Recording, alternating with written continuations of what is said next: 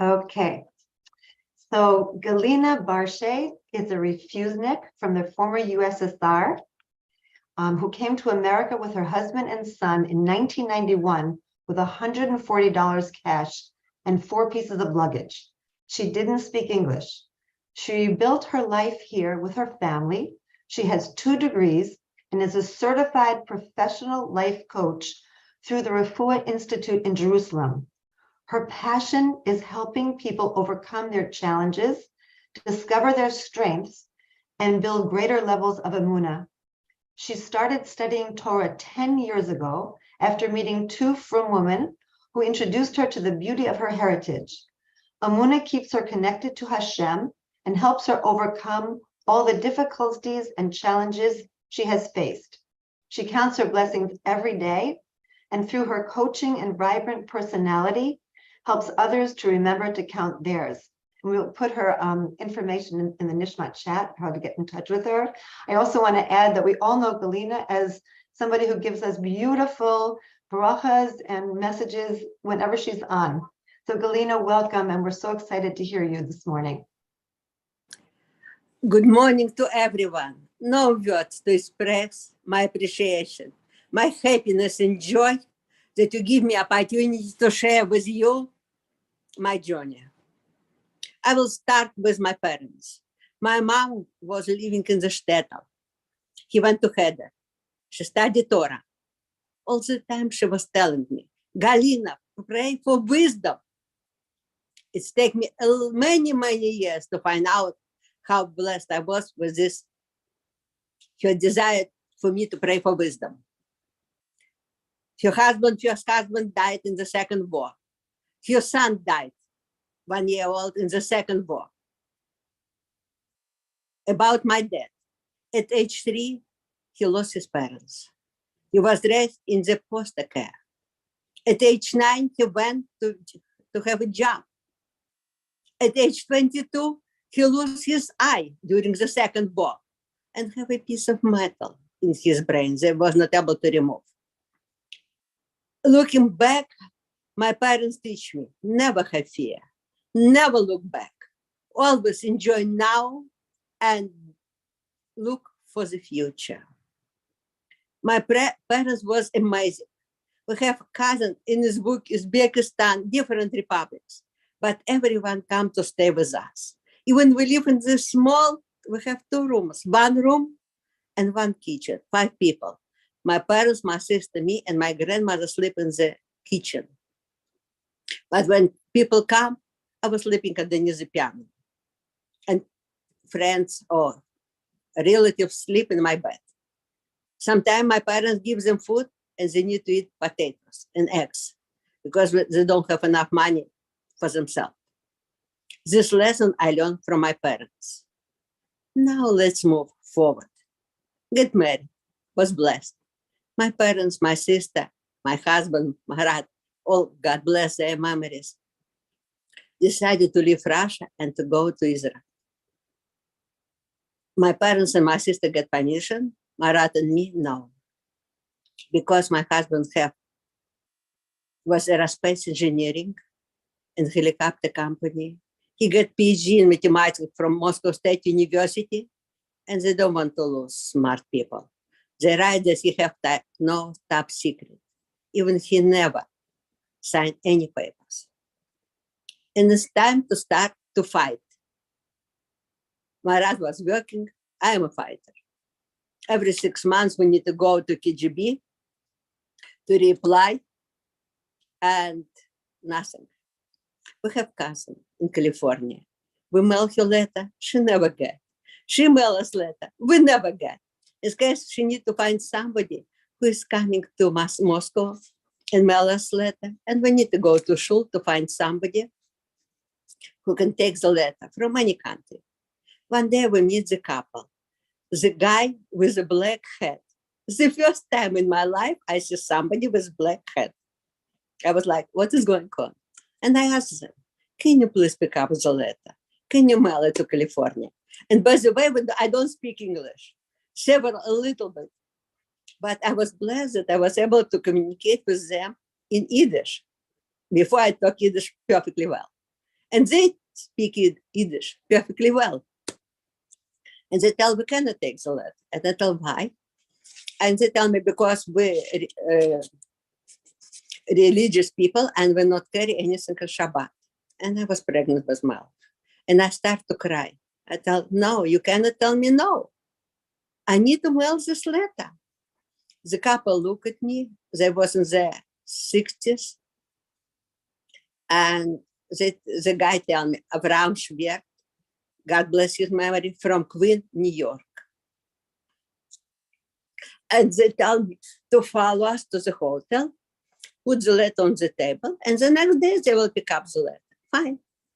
We went to the hotel, and we like some soul relationship. We have amazing time. We meet at 12 in the daytime. We left them at 12 at night. And this is a hotel when people from Russia not allowed to come. At 10 o'clock, my parents live in the village. And I call and to the neighbors and ask them to bring my mom. And I tell Mom, if something happened with me, with Marat, you know where we are. Can you imagine my mom on another line? She was speechless for a minute, but after she blesses. We have amazing time. There were 30 more people from New York. And they want us to meet with my parents and my sister. And next day, all of us come to this place. It's unbelievable. We have amazing time. And this Avraham Schwer asked me, what you want to tell your future attorney? He picked up camcorder and I start to cry. And my mom, why are you crying? I was not scared to go to the hotel, but I was scared to talk in front of the machine. And finally I tell, I love Jewish people. I want to leave Russia.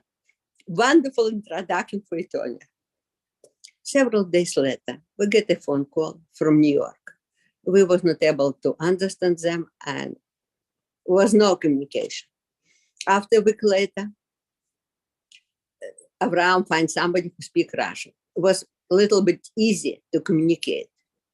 And they tell me, in a couple of weeks, somebody will call you in Moscow, invite them to your apartment, and sign affidavit.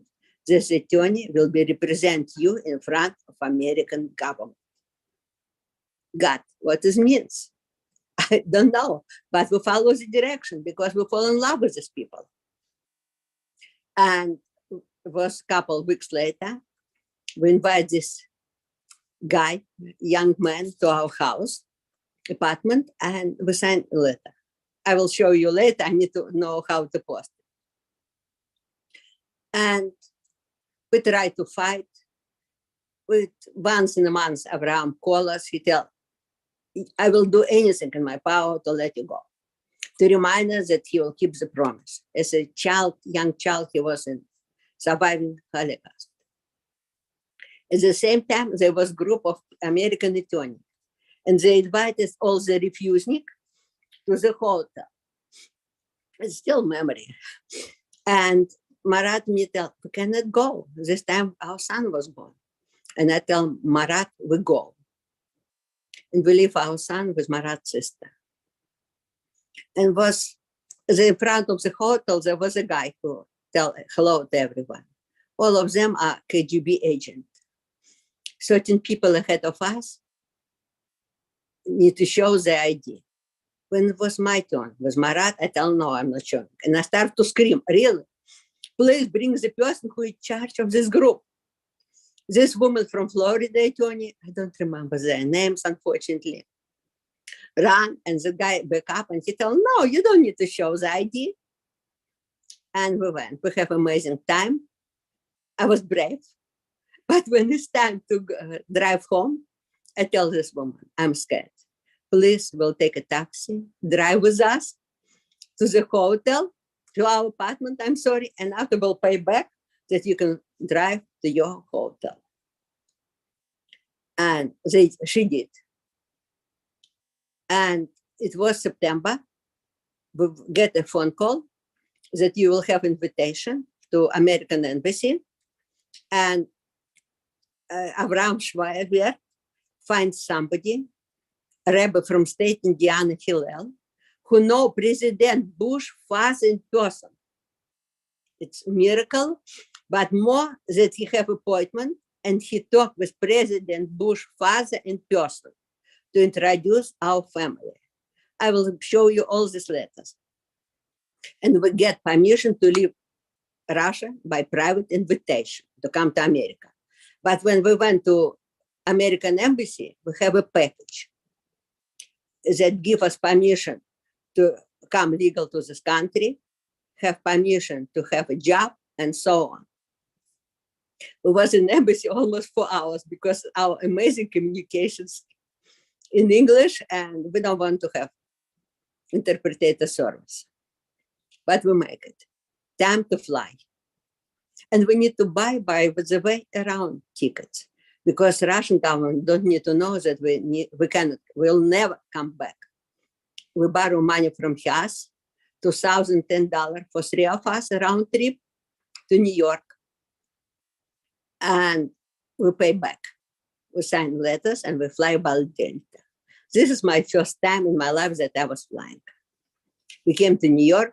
Abraham with his wife meet us, and we went to Syracuse. And by the way, I forget to tell, when we come to, before he will help us, he tell me, if you will have a boy, he will be circumcised. And I tell him, of course, it's not a question. And in Syracuse, when our son was 14 months old, he was circumcised. And Abraham became Melech godfather. They pay for everything. It was amazing celebration. We came and we have 1 month in order to leave.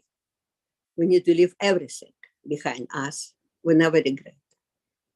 Apartment, money, anything.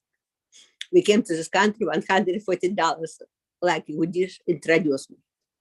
But what I learned from my parents, I never had here. The first 14 months was on public assistant in Syracuse. My husband was studying English, and I was learning English through Yiddish. I have a volunteer who speaks Yiddish perfectly. It was a blessing. My husband found a job at Georgia Tech. We moved to Atlanta. We don't know anyone, several people that my husband need to work at Georgia Tech. And I need to buy for my son. And Jewish family was amazing in Syracuse and in Atlanta. They help us a lot. And I need to buy my son TV VCR, and I went to go to be a housekeeper for 3.5 months until I have money to buy him TV VCR. My husband have a job. He was paid, but we start from scratch. We need to buy everything. And I need to take my son with me, and he was sleeping on the couch. I almost sometimes faint from the chemicals. But when I see my son smile, I know the reason why I'm doing this. I'm sorry. I'm a hardworking person. And I decide I'm not born to become the housekeeper. I get my second degree. I become certified life coach. I become certified CPR instructor.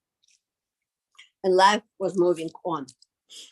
And I want to tell you, I want to tell you who inspired me to become a life coach. And before I meet with two from women that helped me to understand the beauty and blessing of the Torah. My parents keep kosher. You buy meat, you suck in the salt water for 2 hours, but that's all. But we celebrate all the holidays. And you cannot buy Torah and any books like we're blessed to have there. And they helped me.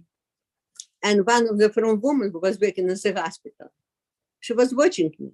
And one day she told me, Galina, you was born to become a life coach. I told her, what this means? She explained me.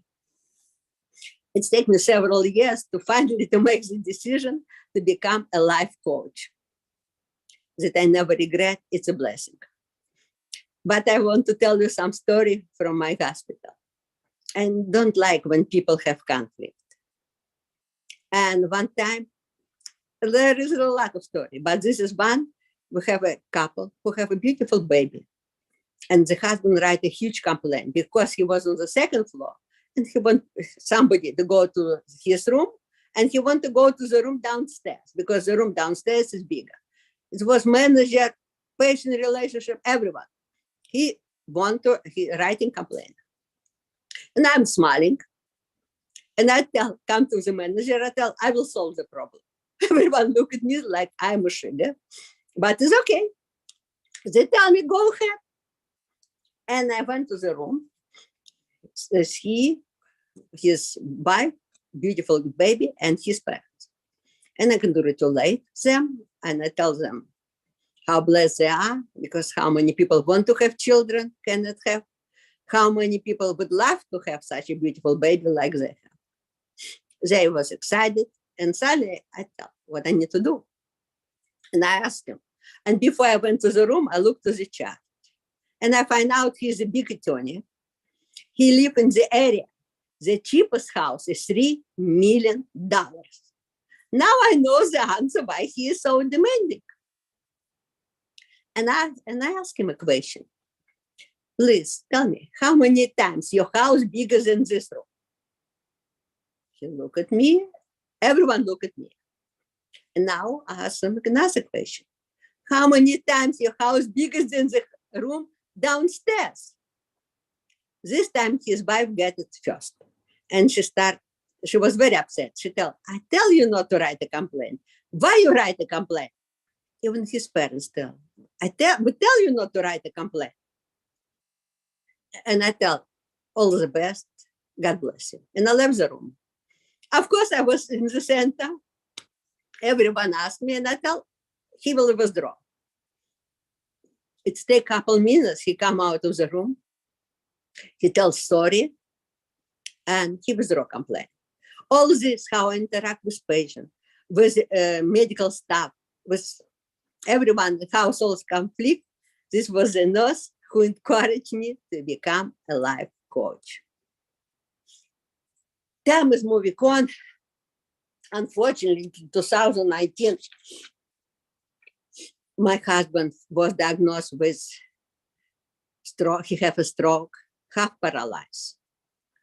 And I take him home, and I was only one caregiver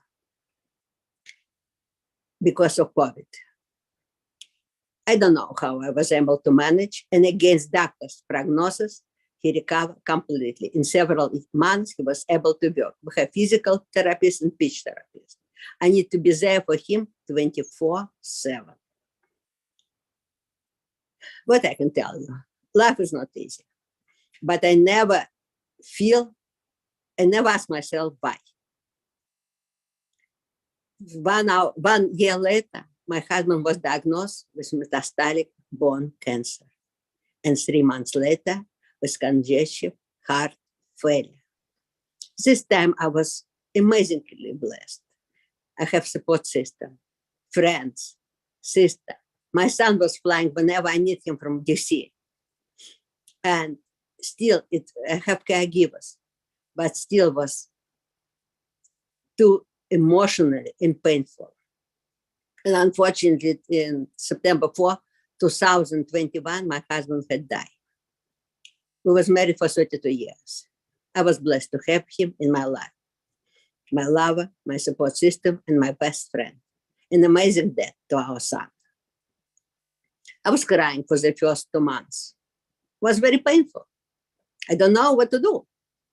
And people, it's the biggest blessing in life to have the support system. And I want to tell you, and life coach, I decided to coach myself. And I developed 8-step program. And the first step, it's always, when time is good, have support system. The second step, pay attention to your thoughts and understand the reason for the negative one.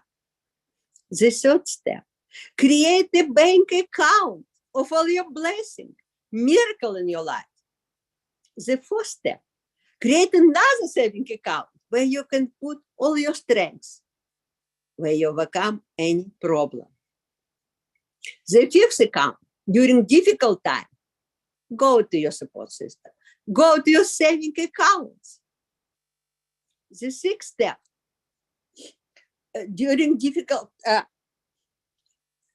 this can help you. And seventh step is to build faith that you can you can overcome any problem. And the last step, and to learn how to transfer negative thoughts to the positive one. And the last step, create the life that you can enjoy. I want to share with you, I was raised to have faith. In Russia, we don't talk about Hashem. But what changed my life forever? This is amazing book. Rebbe, I don't know if you can see. Rebbe Pliskin, Grow Through the Field.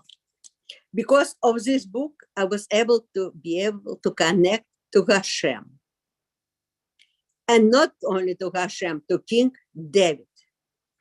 This strengthens not only my emunah, but helped me to strengthen my bitachon.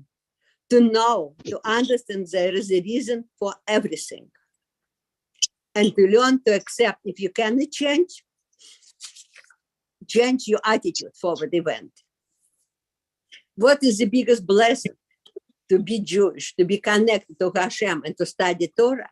It's my desire to understand who I am. What is my purpose in life? What I can do different tomorrow and how I can enjoy now. I start to read a lot of spiritual books. Rebbe Pliskin, Rebbe Tversky, list can go on and on. Now I'm doing Zumba.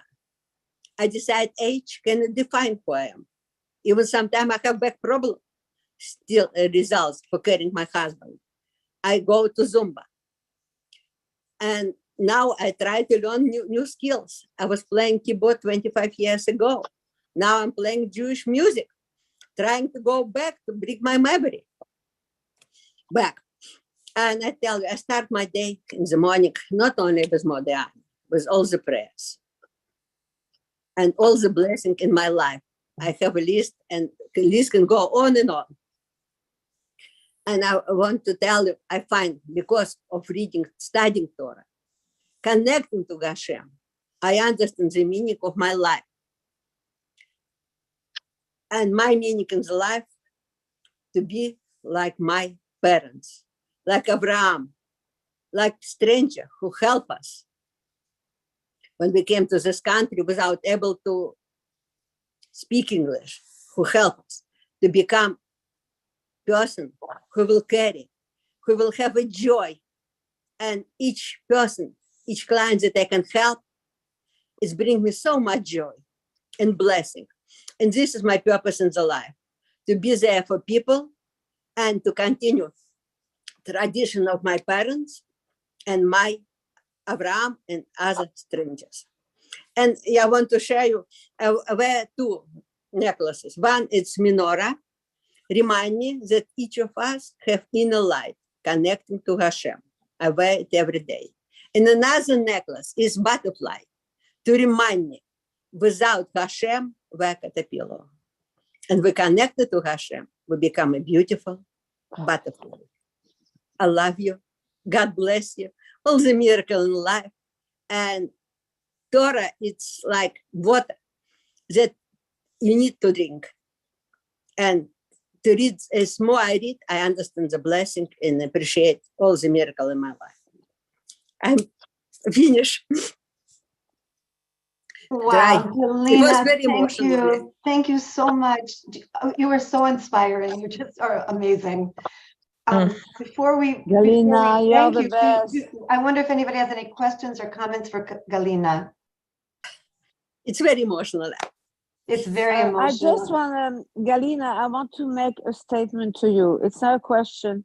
It's just a feeling that you are such a tower of strength because you've gone through everything back and forth, and you remain positive and a giver. Your story is very inspirational to me. I have gone through things like that, but not from Russia, from anti-Semitic friends, which is a different story. But I love your story that you never quit and you always opened up to the new opportunity. And it's so beautiful to share because it gives me this, again, new understanding how survival and strength happens with Hashem's help. Thank you, Yes. Galina. My pleasure and joy.